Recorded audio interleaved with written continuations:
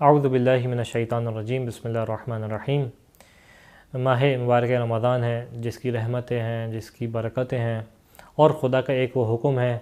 کہ شہر رمضان الذی انزل فیہ القرآن، ایک جانب قرآن کا نازل ہونا ہے، ایک جانب ہے کہ یا ایھا الذین آمنوا کتب علیکم الصیام، تم لوگوں کے اوپر روزے کو واجب قرار دیا گیا ہے۔ یہاں پہ ایک سوال انسان کے ذہن میں آتا ہے کہ کیا روزے کے کوئی فوائد ہیں، کیا کوئی حکمت الہی ہے کہ جس کی خاطر خدا نے اس روزے کو ہمارے اوپر واجب قرار دیا ہے؟ اسی کے ذیل میں ایک بہت لطیف حدیث ہے رسول خدا ختم مرتبہ صلی اللہ علیہ وآلہ وسلم سے، کہ جس کو شیخ صدوق نے بھی نقل کیا ہے، اور بھی مختلف کتب احادیث جو مصادر ہے کتب احادیث، ان کے اندر یہ حدیث نقل ہوتی دکھائی دیتی ہے،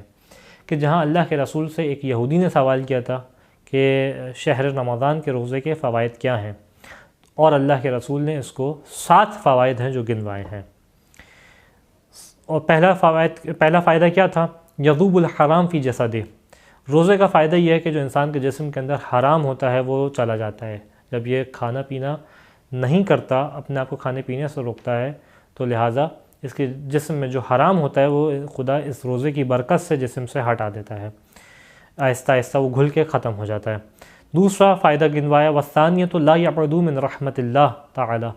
روزے کا فائدہ سب سے اہم ترین فائدہ یہ ہے کہ انسان رحمت خدا سے دور نہیں ہوتا۔ جب خدا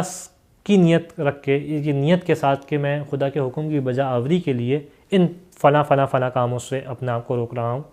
تو کیسے ہوگا خدا کی نظر رحمت سے دور ہو؟ تو انسان رحمت خدا سے دور نہیں ہوتا۔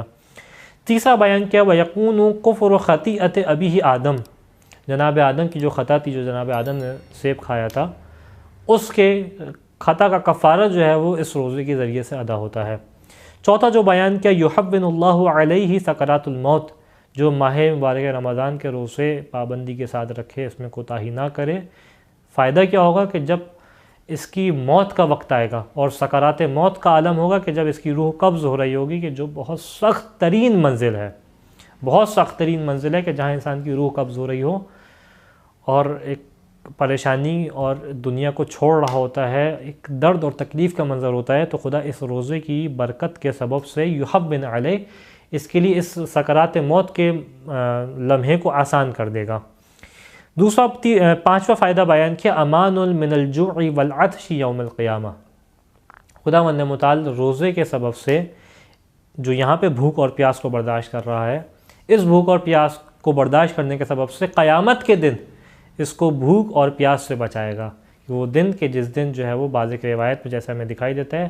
سخت تپش ہوگی دھوپ کی، کہ جہاں انسان جو ہے وہ شدید پیاسا ہوگا، خداوند متعال روزے کے سبب سے اس کو پیاس سے بچائے گا۔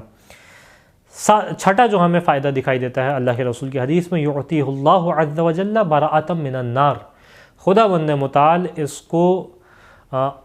آتش جہنم سے بری قرار دے گا، یعنی آتش جہنم سے اس کو نجات یافتہ قرار دے گا روزے کی برکت کے سبب سے۔ یعنی یہ وہ چیزیں ہیں کہ جو انسان کو ابھارتی ہیں اس جانب کہ انسان لازمی طور پہ روزہ رکھے۔ اس کے بعد بیان کیا یطعم اللہ من طیبات الجنہ، خداوند متعال روزے کے سبب سے جو تم یہاں پہ بھوک اور پیاس کو برداشت کر رہے ہو، جنت میں انتہائی پاک و پاکیزہ غذا اس کو عطا کرے گا۔ یہ فوائد ہیں روزے کے، انسان خاص طور پہ اس ماہ کے روزے کے جو اس کے اوپر واجب ہے، کسی کا عذر شرعی ہے اس کی بات نہیں کر رہے، لیکن جانتے بوجھتے کم از کم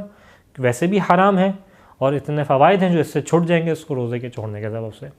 خداوند متعال سے دعا ہے کہ اس ماہ کے اندر بہترین انداز سے عبادت کرنے کی توفیق عطا فرما۔ وآخر الدعوانا ان الحمد للہ رب العالمین۔